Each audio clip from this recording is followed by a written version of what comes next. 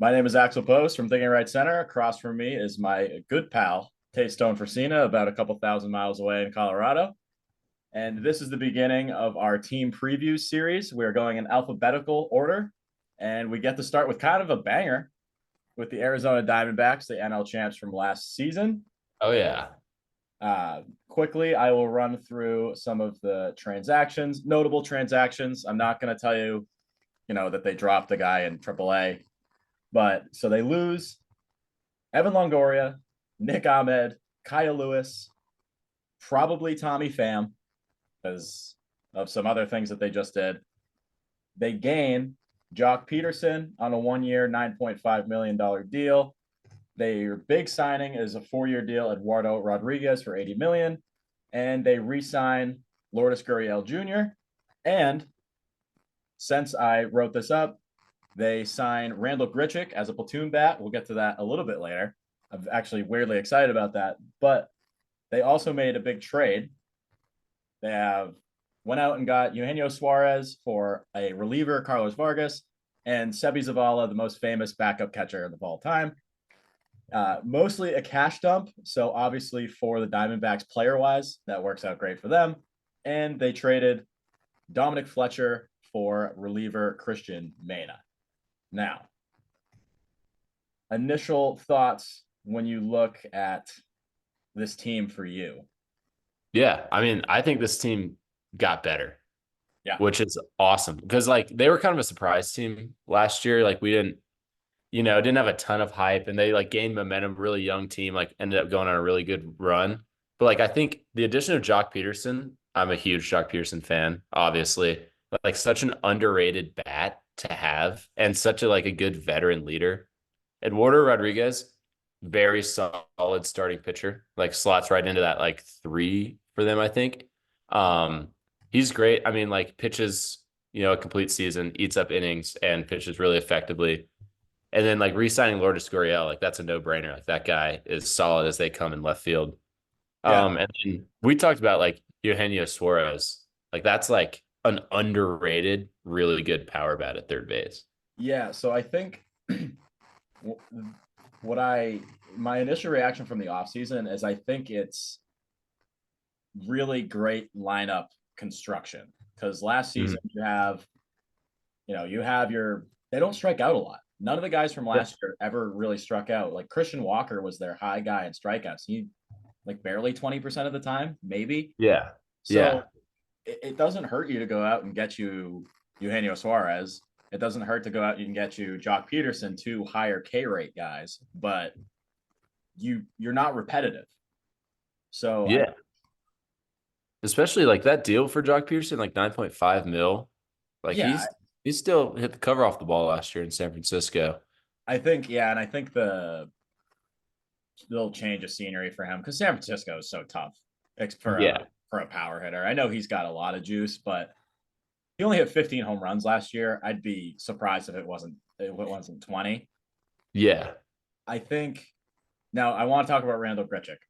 Yes. Because favorite. When I was looking, because we're gonna do the Braves next, I was looking through the Braves and they did a left field.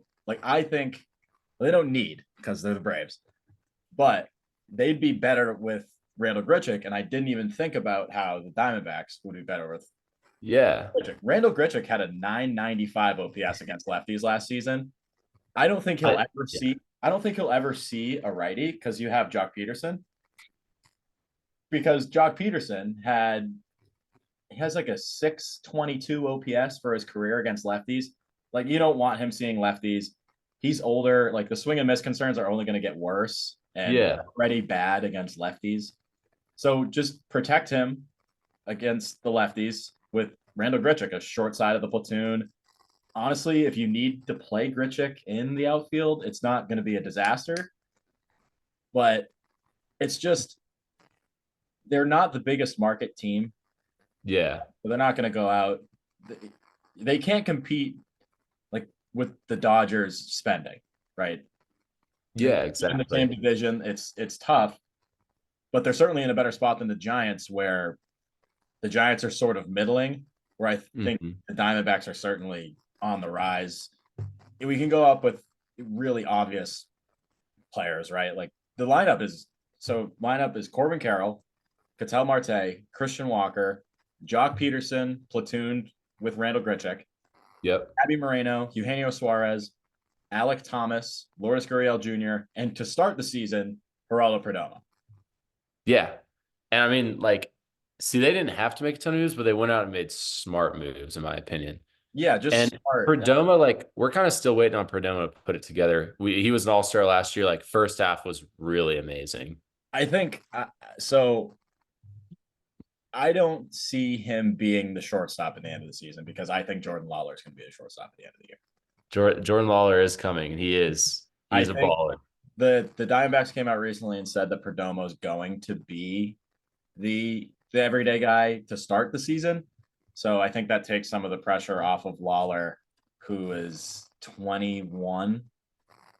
Yeah, yeah. I He's mean, barely had his like first legal drink. So I think let's see. He's 21, yeah, 21 and a half right now. He came out, mhm, had a brief cameo. mhm. Um, didn't do great, but It's he's expected though.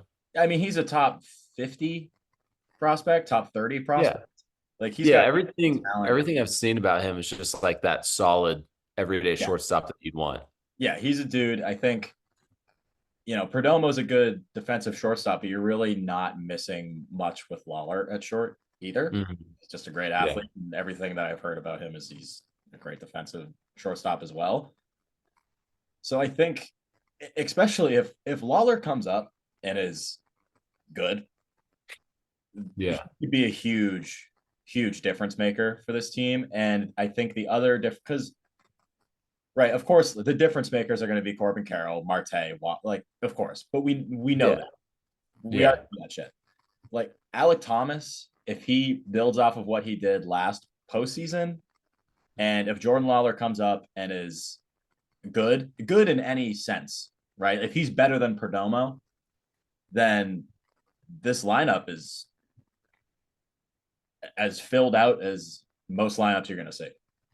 yeah. No, I think this lineup, like, there's no holes really, and like, it's only going to get better. These guys are all improving across the board pretty much. Mm-hmm. It's I love the way the Diamondbacks built their team. Like I love seeing like teams that come in and like develop young dudes. And I'm excited for years to come. Yeah, I think it's just they're so exciting. They're very fun to watch. Like Corbin Yeah. Carroll is the best base runner I've ever seen. It's fun. Ketel Marte, like I feel like was a guy that him and Christian Walker, like the two notable guys in this team that sort of paid their dues, Yeah, being some bad bad, Diamondbacks teams. being on the Yeah. bad Diamondbacks teams, and to watch Ketel Marte go insane last year in the playoffs was super fun. I'm a big Christian Walker guy, easily the best defensive first baseman in Oh, the we league, know that. Yeah. besides Evan White. You need defensive first base. Evan White is your answer. And another guy is Gabby Moreno. Yeah. I think Like young catcher beast. and they have Tucker Barnhart now. I don't know if you know that. We love Tucker Barnhart just to switch hitting, doesn't do He gave anything up. He particularly gave up great. some hitting. Oh, He is only he hits just lefty now. even better? Just a lefty hitting catcher. I love it. Yeah, but Gabby's young, so he's going to catch most days. To be honest, Yeah. it doesn't really matter who your backup catcher is when Moreno's catching because he's going to catch. Yeah.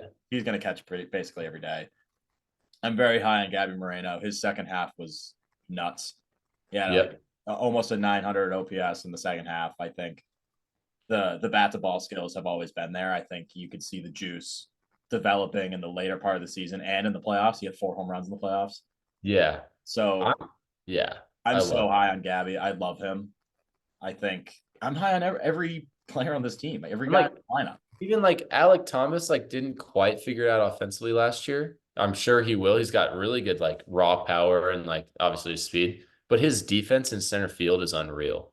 Even honestly, even if he is still subpar with the bat, with the Yeah. rest of the lineup around him, doesn't really matter. If he No. can play a good defense in center field and Yeah. hit just well enough to get by, then you're not worried about it. Yeah. And I'm so happy Randall Grichuk is in the NL West again. Yes. That is the Colorado Rocky in my mind is But Rand Grichuk. yeah, he is the Colorado Rocky, which says a lot about Colorado. Yeah, I So we'll know. move to the rotation Perfect. where I'm not as high on, to be completely honest with you. Yeah. So I look at the top three based on just name value alone is obviously great. Zach Gallen, Merrill Kelly, Eduardo Rodriguez. Yeah. I am concerned about Zach Gallen. What concerns about Zach Gallen? Second half had a 4 ERA. He threw 240 something innings last year. His previous high was 186. Yeah. Stuff started to deteriorate in the The playoffs, playoff second half. stuff was off. I think, do I think he's going to be horrible? No, but I don't think that, I'm not confident that he's, you roll out and you go, yeah, Zach Allen's our ace. Like every fifth day, we're going to win because Zach Allen's on the mound. I, I, I'm pretty confident in Zach Gallen, but I do get where you're coming from. Like I did watch, I mean, in the playoffs really kind of just started to deteriorate. And like for this team, they're gonna like their goal is to win it all. right, Um, exactly. yeah. For a team Yeah. that's going to win, like going for it, I think Zach Allen's certainly an SP1, right? But he's not an ace for me. Okay. Okay. I get that. I think there are about 10 aces in the league and then 20 SP1s, if you know what I mean. Yeah, no, I definitely understand that. I think yeah, I think last year, got exposed with not having thrown that many innings, and like I think they'll have it figured out this year. Yeah, I, I'm I'm I'm worried a about big the lover of hangover. Zach Gallen stuff. I think he's on the verge of ace, definitely. I think, yeah, I don't know. I'm low on Gallon. I'm low on Gallon. Well, we'll see. I mean, I hope he proves me wrong because I want that Diamondbacks to do well. But A guy who I never I'm kind of low on Merrill Kelly. Just like he always comes out and performs though. He always proves me wrong. Like his stuff is very subpar. He locates amazingly. And he's also getting up there in age, but he keeps proving me wrong. yeah, so 2022, he pitches 200 innings. He has a 3.37 ERA. 2023, he has 177 innings with a 3.29 ERA. Like solid as they come. So solid. Throwing 90, 92. Yeah, the stuff's never going to jump out in the page for really any one particular pitch. If you were to pick one, it would be the changeup. He has a legitimately good changeup, Yeah. but But he's 36, 30, he's 35. 35. He's all command though. Yeah. He's Yeah. all command. And honestly, a similar guy is Erod. Yeah. I mean, Erod, like really good lefty changeup. And like Yeah, that's his like money pitch, command. There, so you I have love it. it's I kind of want to know your thoughts. I know you're about to talk about Erod, but Brandon Pfaadt, like we didn't see enough in the regular season. Then he had some good appearances in the playoffs in the World Series. I'm all the way in on Brandon Pfaadt. Nice. All the way in. I think he was a top prospect for a reason. I think he will. The one thing, if I were to be concerned about with Brandon Pfaadt, is how he's going to get lefties out.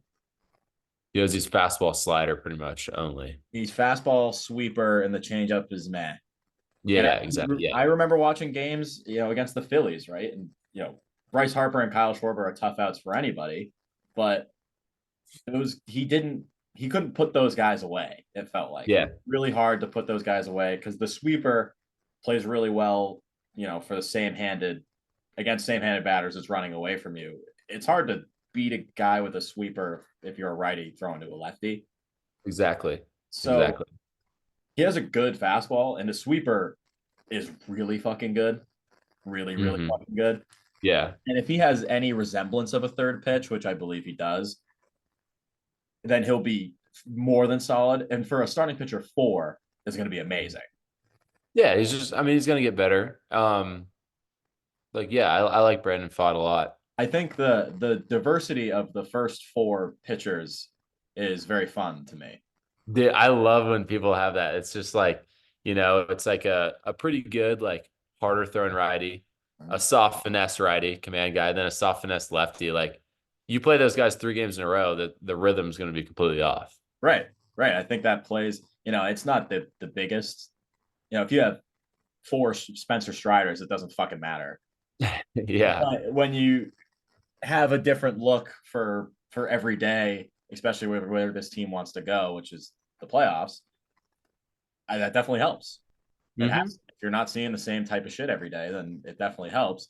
But the question is, who is the 5 starter for this team? Yeah, I really have not been impressed with Ryan Nelson. No. His Like fastball he stinks. had a little bit of hype coming up. Yeah, his fastball is really like the straightest, like most hittable speed. He should start throwing a cutter. That's what, us straight hittable speed fastball guys do. Um, but yeah, I just watching him last year, like really no confidence in him. I don't know, but I think you start off with him at 5, and I think that's something you can figure out throughout the year. Yeah, and guys they have in the minor, they have Tommy Henry and Slade Cicchini, Ciccone, Cicchini. Ciccini, or I don't know how to pronounce I that. almost played summer ball with him, but he went and got drafted instead. Very funny. Good Yeah, story. showed up to our first practice, and then he goes, "Oh, I just got drafted. I won't be back." It's like selfish. He was drafted in the first round. Yeah, I don't How know the what hell did he show up? I thought it was selfish because I went and won a Florida League championship that summer without him. Yeah, whatever. But I think this is one of those deals where you go into the season and you know that your 5 starter's not great. You're hoping to piece it together. And if you can get by, this team can get by without a 5th starter. This team's a playoff team without a 5th starter. And I think if they feel that they really need the pitching, then at the deadline, they'll go make a move. Or at midseason, they'll go make a move. And I mean, this is a weird thing about me, but I love when teams don't have a 5th starter and they just like keep cycling through quadruple A players. The Braves have been notorious for doing this. Like Yanni Chirinos made like 10 starts last year. Yes, he did. I just think it's so fun. It is fun. And I think it's just random people. So Ryan Nelson's 26. Tommy Henry is 26. Slade Ciccini is 24. They just traded for Christian Mena, who I think plays better in a bullpen. Yeah, his numbers aren't exactly great, but I think he's got some like good, peripherals and but he's 20 stuff. He's 21. Yeah, you can always. He was in AAA last year. Yeah. Yeah, I think you have, so you have 2 26-year-olds, a 24-year-old, and a 21-year-old. One of these guys is going to have to pitch okay. Exactly. Yeah. Throwing up darts at the board, you're going to hit close enough. And even if they don't, you can limp to the deadline and get somebody. Yeah, very easily, especially with the lineup and how good I think it's going to be. Yeah. And because I'm not completely in love with the bullpen, but no, just looking at those names, like, but there's enough here. Yeah. I really like Paul Sewald. Paul Sewald's great. I think you're very comfortable going in with him being your closer. Yeah, he's proven himself. One guy I do not understand is Miguel Castro. Probably some of the best natural stuff I've ever seen, but he just gets barreled. Yeah, he gets fucking mucked. I don't understand it either. Every time, because he was with the Orioles, and so I would see him a ton because I would be watching Red Sox games. I'd be like, why does this guy suck? He's throwing 101 mile per hour sinkers, and it's just they're getting nuked. Yeah, it's crazy. And like we saw it in the playoffs last year, like he came in and gave up, I think, a walk off or something. You're just like, how is this guy? Yeah, I don't know, but he's, he doesn't suck. I can't say he sucks, but he's just like a middle reliever. Like, yeah. I just, if someone has amazing stuff and gets barreled, it personally pisses me off. Yeah. Yeah. And I think so. Paul Sewald, he's a closer. You're feeling great. Kevin Ginkel showed that he had the largest nutsack on the planet in the playoffs. Kevin Ginkel was electric. That slider is unreal. Yeah, he's got potential to be really good this year. Yeah. Like really good this year. And Andrew Saalfrank, he like couldn't throw a strike in the playoffs, but his stuff. This is a rookie. Yeah. They're like, here you go. Here you go. I figure it out. Why not? And then you got to just kind of a bunch of guys. Well, yeah, Joe Mantiply was pretty good 2 years ago. Soft throwing lefty. Ryan Thompson, I love him. It's good. I love his submarine stuff. He's Brian Thompson's pretty good. I like him. Oh, you're frozen.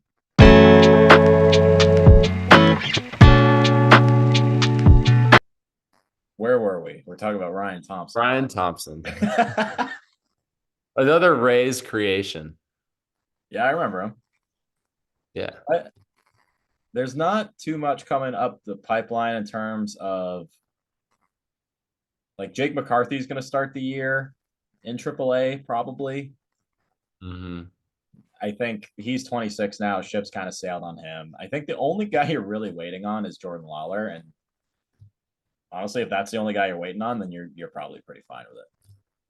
Yeah, their team's set. All those guys are young. They made the right moves. Are we hammering the over for their win total? Yeah. So DraftKings has their over under at 83.5. And I think by listening to us speak for the last however many minutes, you know that we're both taking the over. Yeah. Yeah. I might even put it as far as 90. They're going to be closer to 90 than they will be 80. I do think their division, they're gonna beat each other up. Certainly, Like, they won 84 games last year. yeah. And like the Dodgers have obviously gotten better. We'll talk about that later. But like everybody in I their think division, for the most, I mean, the Giants did get better. Actually, the Padres got worse. Rockies just are The the Rockies Rockies. snuck. They're going to beat up on the Rockies. The Padres got worse on paper, but they might play better. I don't. Yeah, you don't know with that weird team. Yeah, but 83.5 is way too low. I'm sorry. Yeah, yeah. I'm hammering the over. I'm hammering it. This is not gambling advice. I will bet on it. All right, there we go. We're taking the over. You should take the over. It's free money. Let's go.